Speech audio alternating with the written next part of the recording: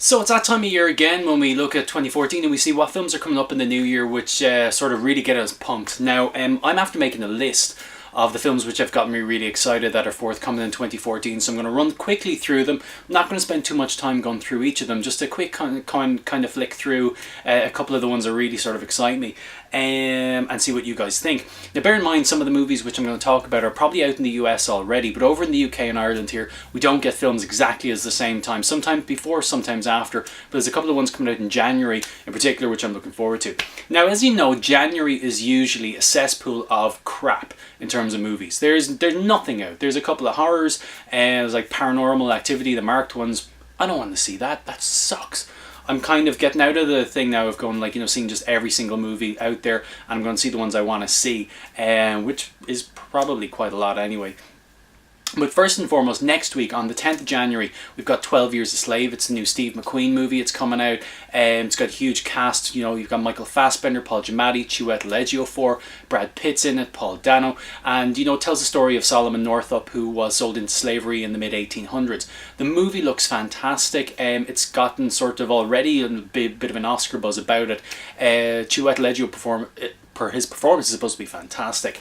All in all, though, I'd say much like Steve McQueen's other movies, it'll probably be a one-watch thing, like Hunger and Shame. Great movies, fantastically made, all including Michael Fassbender actually, but all sort of one-shot movies. You'll watch them, you'll like them for what they are, but that'll be it.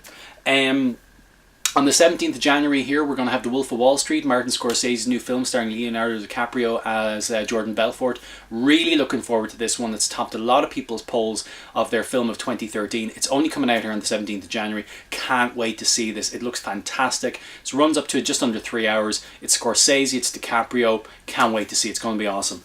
On the 24th of January, we've got August Osage County. Want to see that? Meryl Streep is in it, Benedict Cumberbatch, Hugh McGregor.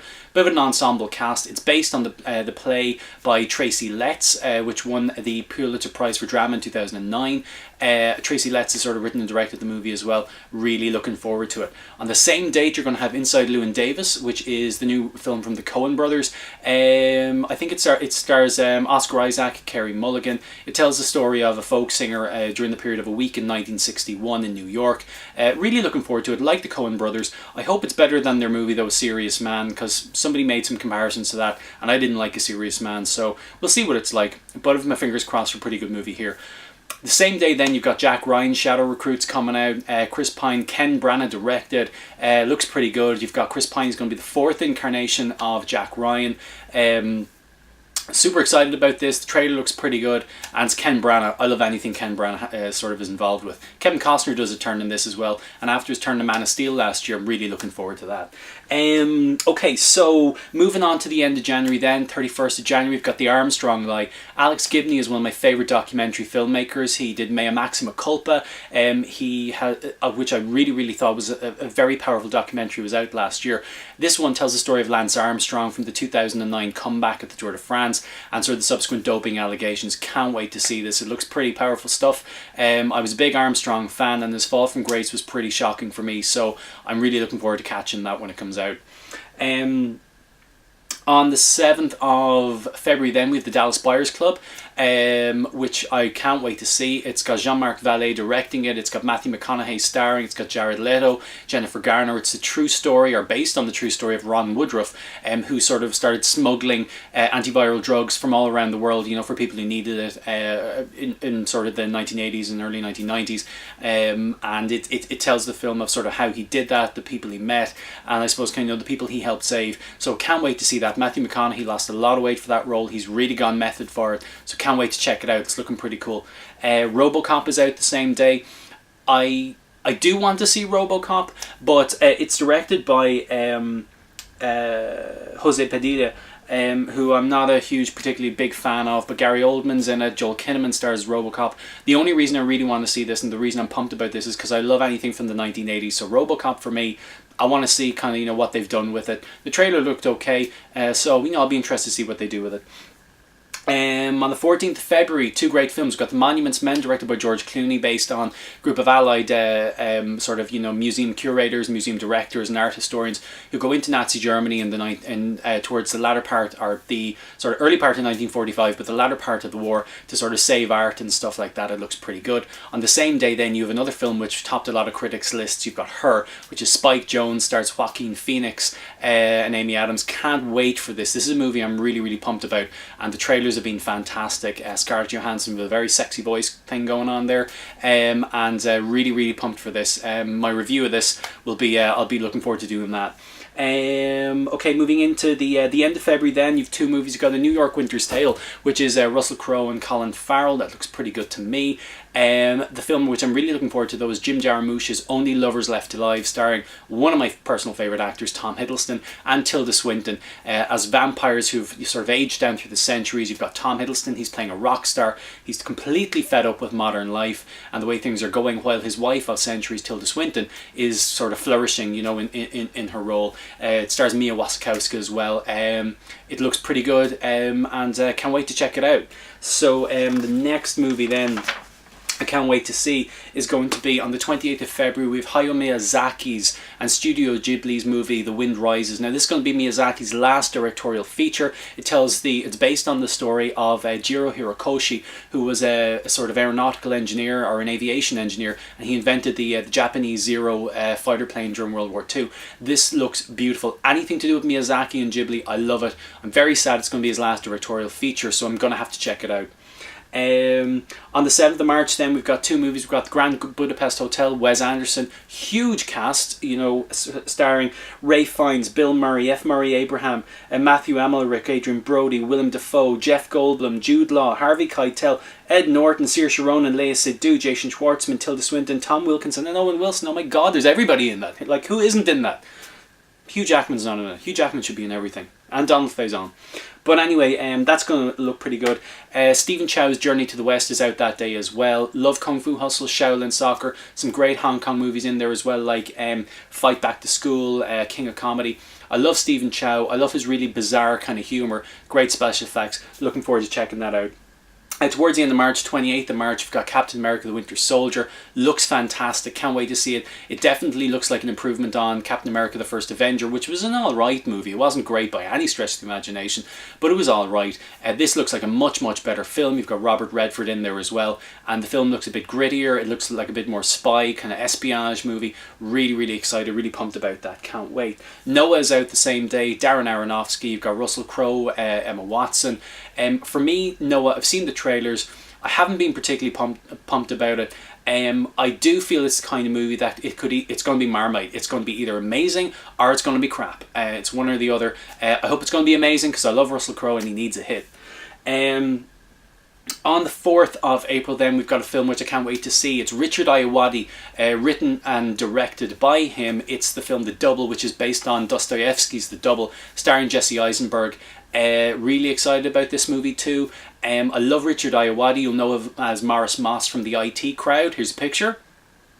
Love Richard Ayoade. The guy's sense of humour is absolutely fantastic. I loved what he did with Submarine, and really, this will be one to check out. I really think Richard Ayoade, he had a very small part in that film, The Watch, but like he was completely underused and underappreciated in it. This is going to be a pretty good film, I think.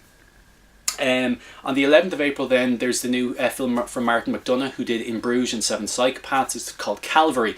Brendan Gleeson stars as a priest who's given a sort of a death sentence. You know, he goes to confession one day and a guy says, I'm going to kill you, I'm going to give you a week to set your affairs in order and then I'm going to kill you. Dylan Moran is it, Chris O'Dowd is in it. The trailer looks pretty good. It'll be worth checking out. On the 25th of April, we've got Wally Pfister's directorial debut, Transcendence. Wally Pfister, obviously director of photography for so many great films, but most recently, obviously, the Batman trilogy, and one of my favourite films of all time, The Dark Knight. So That'll be pretty good. It's got a good cast. Johnny Depp looking like he's playing a bad guy, but from the trailer, I'm definitely getting hints of Lawnmower Man, which kind of has me a bit worried. But I'm giving the benefit of the doubt and looking forward to seeing it. 2nd of the 5th, then we've got The F Word, Daniel Radcliffe and Zoe Kazan. Looking forward to seeing it because I do love Daniel Radcliffe and I want to see him do really, really well. 16th of May, then one of my films I'm really looking forward to, Godzilla. Can't wait to see this. Gareth Edwards directed it. Check out Monsters if you want to see how to do monsters properly. The trailer looks absolutely badass. Want to check it out, so I can't wait to see this. Love Godzilla itself, the 1954 classic, and this is going to be one of my films of the year that I'm particularly looking forward to, so I really hope it doesn't let me down. Having seen Pacific Rim last year and loved it, which I'm doing a review of the Blu-ray soon, this is going to be one to watch. On the 30th of May, then, we've got Edge of Tomorrow, which was previously called All You Need Is Kill. The Cruiser's back in this, and who else is in this? This is Tom Cruise and Emily Blunt, actually. And Tom Cruise plays a guy, he's a soldier, he fights every day against an alien horde, and he gets killed every day, but there's a time loop, and he gets put back in time, so he gets to fight the same battle every day, but every day he learns more, and he gets sort of moves on and on and on. This looks pretty good. I love the idea of it. The image is pretty cool. Lowering the bar a small bit here, then we've got the In-Betweeners movie, and it's coming out on the 6th of August. Love the In-Betweeners, the series. I have all three of them. I have the movie on DVD as well. Get to see sort of, Jay, Will, Simon and Neil again. Is pretty good. Love the lowbrow humour of this film. I just think it works perfectly. I think they've great chemistry. It's one I'm going to be looking forward to. On the 3rd of October, then, you've got the David Fincher directed Gone Girl, based on the Gillian Flynn book. Looks pretty good. I haven't read the book. I probably will read it before I see the movie. It's looking pretty awesome so far. 10th of October, The Equalizer, based on the Edward Woodward character, Robert McCall, from the 1980s British television series. Really looking forward to seeing this because it's Denzel Washington and he's partnering up with Anton Fuqua again, who you'll remember from the award-winning kind of, I suppose, partnership that they did for Training Day. That's looking pretty cool. Look, anything with Denzel, it's always going to be a winner in my book.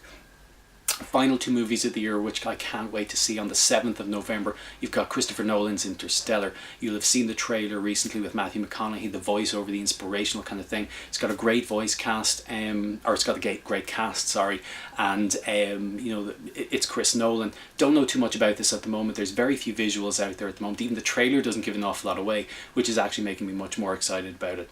On the 19th of December, then, my final film, which I can't wait to see in 2014, is The Hobbit There and Back Again, the third part of the Hobbit trilogy. Peter Jackson's going to knock this one out of the park. Desolation of Smaug, if you check out my top 10 movies of 2013, was the #1 pick, and in this you're going to have the fight with Smaug, the battle of the 5 armies, and it's going to be amazing to see in that 3 hours how they resolve all the issues and bring all the threads together. I, for one, cannot wait for this, and this is one film that I have to say is my #1 film that I cannot wait. It's just a shame that it's not out until the 19th of December. So guys, look, that's my picks for the films I'm really pumped about for 2014. If you have any other picks, you put them down in the comments section.